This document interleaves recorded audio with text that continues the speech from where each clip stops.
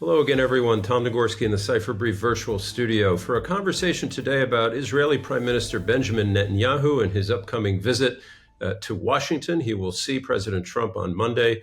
It is a high stakes visit, of course, in a high stakes relationship, and I think you could say at a high stakes moment, given what's just happened with Israel and Iran and the United States, and of course the war in Gaza. We're delighted to be joined, as we often are, on issues involving the Middle East with former Ambassador Gary Grappo, who has been posted to several parts of that part of the world. And Ambassador Grappo, we have talked a lot here about the ebb and flow, particularly of the situations in Gaza and Iran. But I wonder, just as a broad starting question, what are you going to be looking for as this meeting unfolds next Monday, and what comes out of it? A couple of things, Tom. First of all, thank you again for inviting me. It's always a pleasure to join you and the Cipher Brief. A couple of things that I'll be looking for as a general tenor. The last time the president and Mr. Netanyahu met, it was very much a Trump-dominated visit. They had a public event in which Mr. Netanyahu shockingly spoke very, very little and even seemed a bit submissive. I'll be interested to see how that dynamic plays out in this visit. I expect it to be very, very different. And then secondly, looking at the actual specifics, the what comes out of this, what they discuss, what are the issues that they focus on and address. The circumstances of this visit, of course, are very, very different from Mr. Netanyahu's two previous visits to the White House since Trump took office. So, and let's drill down into a couple of those things. It appears that Donald Trump really, we know he's very much interested in a deal, and a deal soon, to hear him and see his posts on social media on the war in Gaza, and also very different, of course, vis-a-vis Iran. It does seem, of course, that Prime Minister Netanyahu maybe a little less eager or certainly more interested in the fine print. Let's talk about Gaza first. The U.S. hasn't had much success in this administration or the Biden administration before it in pressuring or using its leverage against Israel to get any changes in terms of the prosecution of that war. Do you think it's a different circumstance now? It is a different circumstance. Certainly, the dynamic in Gaza has changed very, very little since the last time they met. The Israelis unquestionably hold the upper hand. They literally control between 60 and 70% of the territory of Gaza. They're continuing their efforts to root out Hamas throughout the territory, as challenging as that is now, since they're more dispersed and deeply hidden, and it's requiring that the IDF employ different tactics than they may have earlier on in the war. But what has really changed is Iran and what has taken place in Iran over the course of the last month to 6 weeks, with Iran now greatly weakened. Its threat in terms of its nuclear weapons much diminished, thanks primarily to the efforts of the Israelis, but also to the United States, and specifically the decision of Donald Trump to enter the war as he did with the dropping of those bunker buster bombs. And so there'll be a bit of a good feeling coming out of that, and deservedly so for both sides. And that is going to factor in, I think, into the conversation they have about Gaza. Does that explain that a little bit? Is it essentially that Trump may feel, boy, we did what you had been asking us to do for some time with those bunker busters against Iran, and now, not necessarily quid pro quo, but we'd like you to to come to the table and push this over the line, assuming, of course, that Hamas is okay with some of those final provisions. Is that the game here? Well, that's certainly one factor here, is that Donald Trump did jump into a fray that initially he was very reluctant to join, and had said so publicly before Israel started its first series of attacks on Iran earlier in the month of June. And And there'll be something of that in Donald Trump's conversation with Bibi. But also the fact that now, with the great danger tamed in Iran, that Bibi has much more room for maneuver, including from his right flank.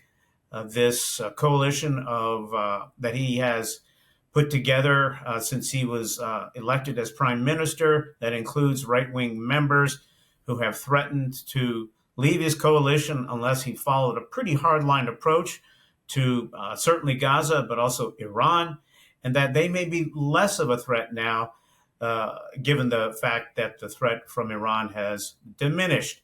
And there's a third factor here, and Donald Trump has hinted to this in the last week to 10 days, and that is the charges hanging over Bibi Netanyahu's head. And that Donald Trump is willing to make, in fact, has intimated, making a statement that these charges should be dismissed. Mr. Trump is very, very popular in Israel. And if he's making statements like this, which is inserting himself into the judicial process in Israel in a very direct way, it could have a very telling effect on Bibi Netanyahu's right wing. Even if they threaten to leave, that Mr. Netanyahu would stand a better chance in any elections which might result from the collapse of his coalition.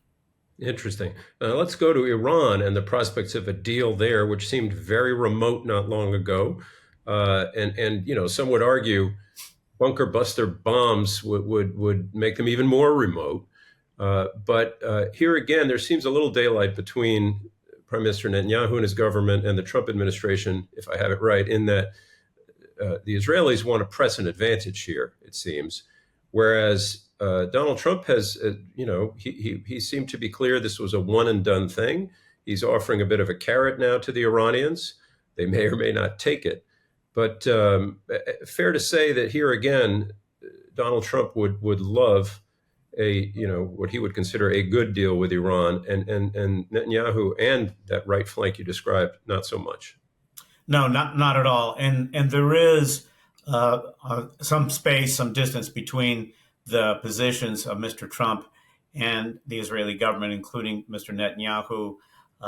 Trump very, very much fears, of course, getting drawn into another Middle East war and to allow the Israelis to press the advantage, which they may very well do even without the United States, would be one thing. But there's the fear that, once again, the Americans may be drawn into the conflict, particularly given the likelihood that the Iranians are going to move to expedite the development of their weapons program, whatever its current state may be at the moment. And there seems to still be some question about how much of the more highly enriched uranium they have, how many centrifuges they may still have, and where they are located, which could require another American intervention. And I think Trump is fearful of that. Yeah. And here again, the question of the Trump administration's leverage is interesting. I was struck by the fact that during that period when a ceasefire was first agreed to end this recent 12-day campaign in Iran, there was a moment when President Trump took to social media, capital letters and all, to say to the Israelis, stop those bombers, it does seem like, at least for the short term, he'd like the Israelis to lay low, right? Oh, absolutely. And don't forget, Mr. Trump has his his right wing to answer to as well. And it was known from the outset that some of his more hardline supporters were very much opposed to the American intervention in Iran, and still are, despite the obvious success of the American involvement, but really would like to see us close the book on our intervention there, because they also see a real danger of the American being further entrapped, they would say, in another Middle East war if the Israelis decide, as you say, to press the advantage. I do want to ask one last question before I let you go, Ambassador Grappo, because I remember a few months ago now, we spoke soon after President Trump had announced that arrangement under which the U.S. would take control in Gaza. There'd be a Riviera front of property and all the rest. You may not know the answer to this, but whatever happened to that? Oh, I think it's been forgotten. Well, it hasn't been forgotten, but I think it's been put on the shelf, which in fact has become a library of plans for settling the Israeli-Palestinian dispute that never get implemented. I mean, I just don't see it as a possibility.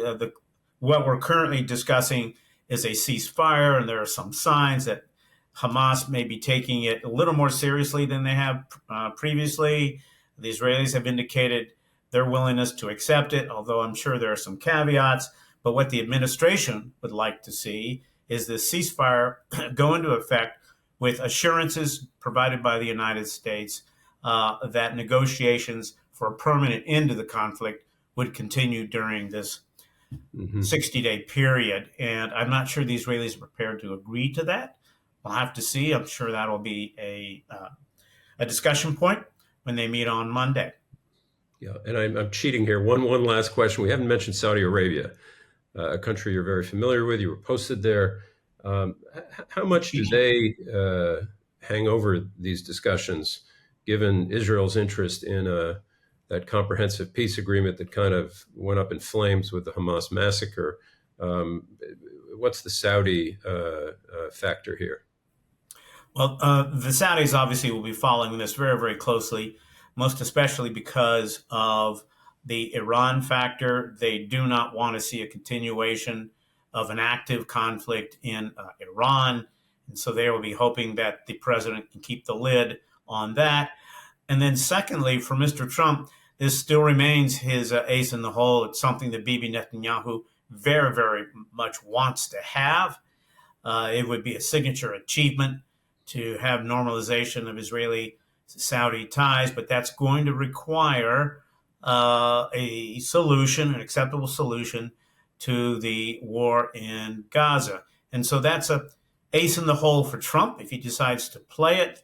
If he has spoken at all with the Saudis about this possibility, they have indicated previously through Crown Prince Mohammed bin Sultan their hesitancy to enter into any normalization talks without a clear path toward a Palestinian state. They might be able or might be willing to accept some general verbiage around that point without necessarily committing to a Palestinian state in terms of a time frame. But they very much want to see an end to this war and a change in the predicament of the Palestinian people of Gaza, who, of course, still remain suffering, huddled up in a very, very small area, food shortages, even famine and starvation in some areas. Massive humanitarian effort is going to be necessary. Yep. All right, we start and finish there in Gaza. Ambassador Gary Grappo, thanks as always for being with us at the Cipher Brief. We'll wait to see what happens, and we appreciate your insights as always. Thanks. My pleasure, Tom. Good to see you.